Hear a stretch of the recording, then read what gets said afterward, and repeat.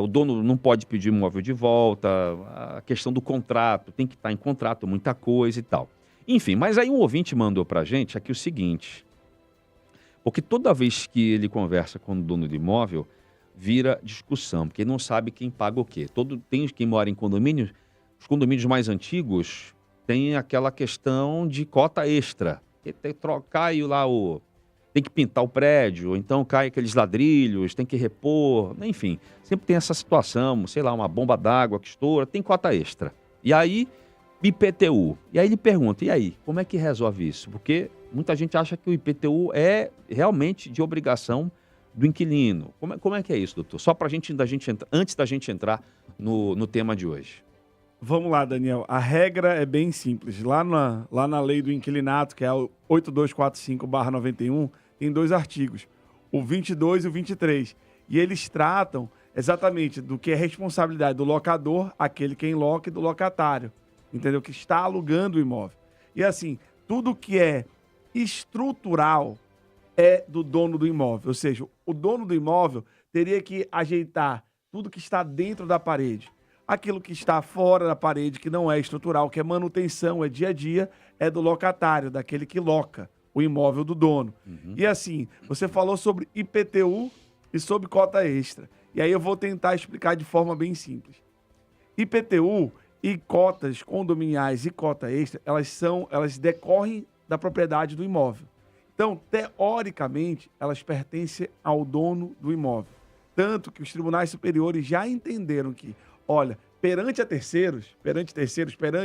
o condomínio, quem responde é o dono do imóvel. Perante a prefeitura, o município, quem responde é o dono do imóvel. Mas que em discussão, em contrato, essa responsabilidade pode ser passada para o inquilino. Teoricamente, cota extra e IPTU são do dono do imóvel. Já aquela cota mensal, condominial, ela é do inquilino, do locatário, mas perante terceiros, quem responde é o proprietário. Tá certo. Enfim, então tá. Podemos ir ao assunto de hoje, então, ao tema de hoje? Doutor Paulo Feitosa, a gente teve uma situação aí, um avião teve um problema na turbina, precisou retornar, e um passageiro acabou pagando cerca de R$24 mil em novas passagens aéreas.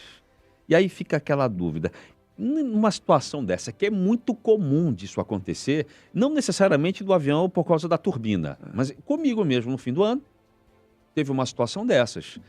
Eu estava na Azul, trocaram meu voo, porque acho que deu overbook, ou seja, venderam mais do que cabe, que isso já é errado. Só isso daí, eu sei que já cabe, né, um processinho, mas e aí me jogaram para outra companhia aérea, a outra companhia aérea me separou, né, do grupo, e aí fica por isso mesmo, aí eu volto, enfim, aí fica aquela coisa, isso é muito comum, né, de acontecer, para quem está viajando de avião, isso é muito sujeito. Num caso desse da turbina, o avião precisou retornar, ou seja, deu uma pane lá mecânica, o passageiro já imaginou se pagar quase R$25 mil para um trecho que você já havia feito o pagamento, ainda por cima, né? Você foi prejudicado, tem que pagar, tem que desembolsar, enfim, se não passa o cartão do cara, se não tem aí, se o cartão, o limite dele já estava estourado, ele não consegue comprar, eu lhe pergunto aí, quem que realmente deve arcar com esse prejuízo? Vamos lá, Daniel. Falha na turbina. Na verdade, sim, eu imagino o terror que deve ter sido esse pessoal dentro do avião, do nada. Dá louco. A turbina começa a pegar fogo. Eu que tenho medo de voar, já não voaria tão cedo. Mas, vamos lá, o passageiro, o consumidor, ele teve um prejuízo sem tamanho. Imagina você acordar, segundo ele relatou, ele falou que ele ficou até as 4 horas da manhã tentando dialogar com a companhia para que eles reacomodassem ele no próximo voo.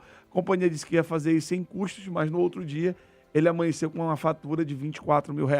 É sempre bom lembrar que nesses casos, eu vou explicar um pouco de juridiquês, mas toda falha na prestação do serviço, ela é indenizável de acordo com o artigo 14 do CDC, do Código de Defesa do Consumidor. Então, eu sei que alguém pode dizer, mas é um evento atípico, ocorre raramente, uma falha na turbina pegar fogo. Mas é uma falha, pode ter sido uma ausência de manutenção, pode ter sido qualquer outra coisa. Assim como o overbook, é uma falha. É uma falha na prestação de serviço, porque eu vendo aquilo que eu não posso oferecer. É isso. Então, quando isso ocorre, o que as companhias elas têm que fazer? Primeiro, ao consumidor é aberto 3 caminhos. Primeiro, a reacomodação sem custo algum no outro voo, ou ele pode chegar e dizer assim, cara, eu desisti de ir nesse voo, eu não quero mais viajar, e receber o valor pago integralmente. Ou terceiro, que é um caso aqui, que a gente que mora no norte, que é impossível, mas pessoas que fazem Goiânia, Brasília, teria que dar uma outra alternativa, que poderia ser um ônibus para que o consumidor chegasse ao destino sem perder os compromissos dele. Lógico que em todos os casos seria mensurado o tamanho do dano. Se houve um dano material, se ele perdeu um dia de viagem, se ele perdeu um congresso, ou se ele perdeu qualquer outra coisa, para repor o dinheiro, e também se há dano moral ou não, dependendo da frustração e da dor causada ao consumidor. Então tá aí, ó, você que está me ouvindo, a gente não é obrigado a aceitar qualquer solução. Né? Uma solução tem que ser apresentada. Sim. E óbvio, né? Tem que ser de bom grado. Doutor, essa é a parte mais importante. A pessoa teve que, nesse caso aí, que o senhor trouxe para a gente, o passageiro gastou cerca de R$24 mil em novas passagens aéreas para algo que ele já havia comprado, foi prejudicado. Aí eu lhe pergunto, além desse prejuízo aí, ele vai exigir os 24 mil de volta. Sim. Cabe uma indenização aí. Cabe uma indenização porque houve uma frustração. O passageiro relatou que se ele não pagasse, ele ia perder, eu acho que o passeio que ele já tinha adquirido. Ele tinha adquirido um combo de passeio, hotel, e ele perderia tudo aquilo ali. Então, há uma frustração, gera ansiedade, há um transtorno junto aos familiares, e tudo isso é indenizável. Aquilo que causa dor, que causa angústia, que causa um abalo psicológico, a gente chama de indenização por danos morais, porque aquilo ali causa, de certa forma, um desequilíbrio. E houve um desequilíbrio na relação entre o consumidor e a empresa. E algumas pessoas até chegaram comigo e conversaram, mas você viu o que ele falou? Não tem escritório da empresa aqui, eles dão um cartão que você deve ligar para os Estados Unidos para que você possa entrar em contato. Então, ele não teria como processar a empresa aqui. Vamos lá, gente.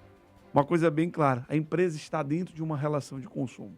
Para ela operar, entendeu? E vender passagens aéreas no Brasil, possivelmente não, ela com certeza tem um CNPJ ativo, ela tem um representante legal. Então, todas aquelas empresas que fazem parte da relação de consumo, elas podem ser processadas.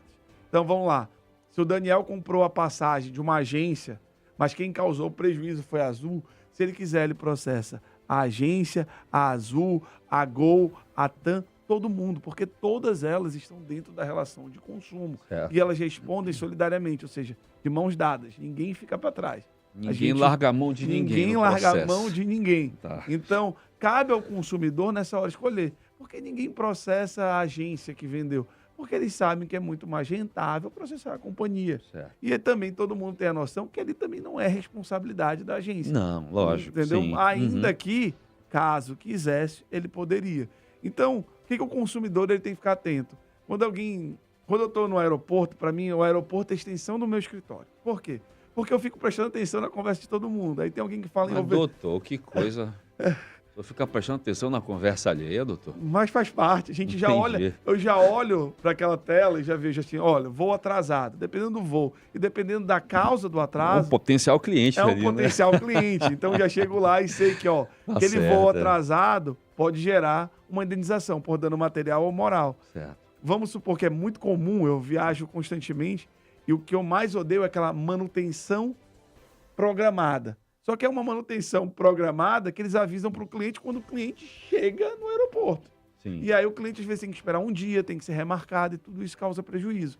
Então essas falhas contínuas na prestação de serviço, como o seu caso, o overbook, quando eu escuto overbook no aeroporto, eu já chamo todo mundo junto e abraço. Opa, é aqui que eu ganho meu dia hoje. Opa, deixa eu garantir o Natal aqui das crianças, Natal, né? Então assim, quando a gente ouve essas palavras, o consumidor tem que ficar atento. Por isso que quando eu sugiro, quando a pessoa chegar ao aeroporto, primeira coisa, bate foto da passagem, bate foto daquele quadro de avisos que diz se o voo está na hora, se não está, entendeu? E vai batendo foto, bate foto se houve atraso, se houve ou não assistência material ou não, porque tudo isso vai gerando prova para que no final ele possa ganhar aquela indenização bem gordinha. É até legal filmar, inclusive, a própria fala de quem está atendendo o cliente, dizendo, olha, teve overbook, ou então tivemos algum imprevisto, o senhor que vai ter que ser relocado, né? Enfim, é filmar mesmo também, né? Filmar. Eu conto para todo mundo que há muitos anos atrás eu fiz uma viagem